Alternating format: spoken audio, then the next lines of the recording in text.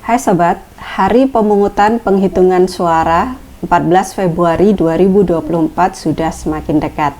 Saat ini, Komisi Pemilihan Umum sudah menetapkan PKPU nomor 10 tahun 2023 tentang pencalonan anggota DPR, DPRD Provinsi, dan DPRD Kabupaten atau Kota. Hal yang paling menarik untuk dibahas tentu adalah bagaimana sih sebenarnya seseorang ini bisa menjadi calon anggota legislatif atau calon anggota DPR. Selanjutnya di Sulistorini Official ini kita akan banyak mengupas bagaimana persyaratan bakal calon yang nantinya akan diajukan oleh partai politik untuk menjadi calon anggota legislatif baik DPR, DPRD Provinsi maupun DPRD Kabupaten atau Kota. Simak terus, oke?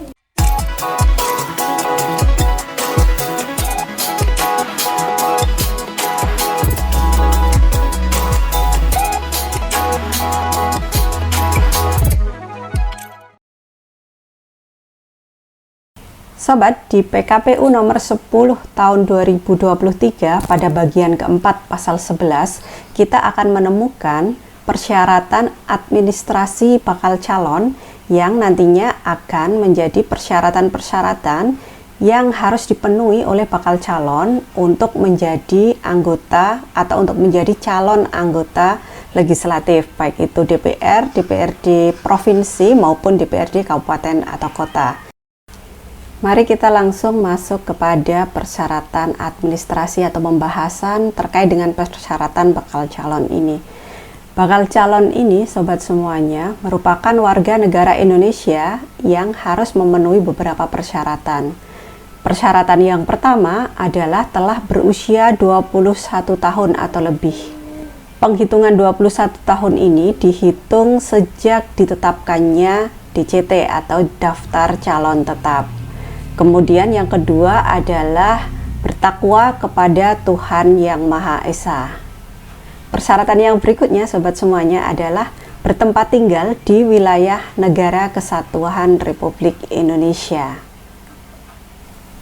Persyaratan berikutnya adalah dapat berbicara, membaca, dan atau menulis dalam bahasa Indonesia. Persyaratan ini tentu dikecualikan bagi penyandang disabilitas yang memiliki kemampuan atau kecakapan untuk melaksanakan tugasnya sebagai anggota DPR, DPRD Provinsi maupun DPRD Kabupaten atau Kota. Persyaratan yang berikutnya, sobat semuanya, adalah berpendidikan paling rendah tamat sekolah menengah atas, madrasah aliyah, sekolah menengah kejuruan, madrasah aliyah kejuruan, atau sekolah lain yang sederajat. Kemudian persyaratan yang keenam tentunya adalah setia kepada Pancasila, Undang-Undang Dasar Negara Republik Indonesia tahun 45, Negara Kesatuan Republik Indonesia, dan Bhinneka Tunggal Ika.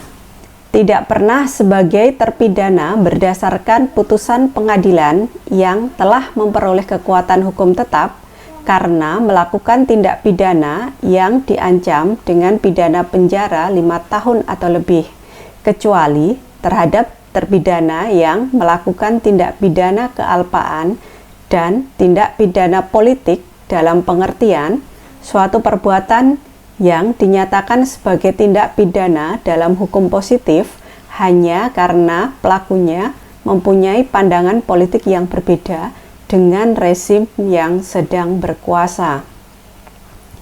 Bagi mantan terpidana telah melewati jangka waktu 5 tahun setelah mantan terpidana selesai menjalani pidana penjara berdasarkan putusan pengadilan yang telah memperoleh kekuatan hukum tetap dan secara jujur atau terbuka mengumumkan mengenai latar belakang jati dirinya sebagai mantan terpidana dan bukan sebagai pelaku kejahatan yang berulang-ulang.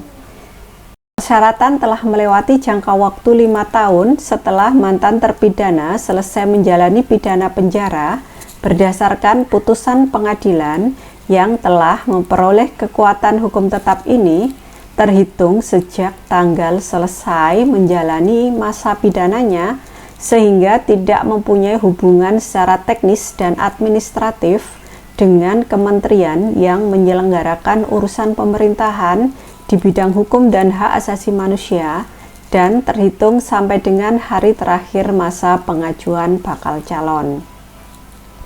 Ketentuan ini tidak berlaku jika ditentukan lain oleh putusan pengadilan yang telah memperoleh kekuatan hukum tetap untuk pidana tambahan pencabutan hak politik. Persyaratan yang berikutnya, sobat semuanya, adalah sehat jasmani, rohani, dan bebas penyalahgunaan narkotika. Kemudian juga terdaftar sebagai pemilih dan bersedia bekerja penuh waktu.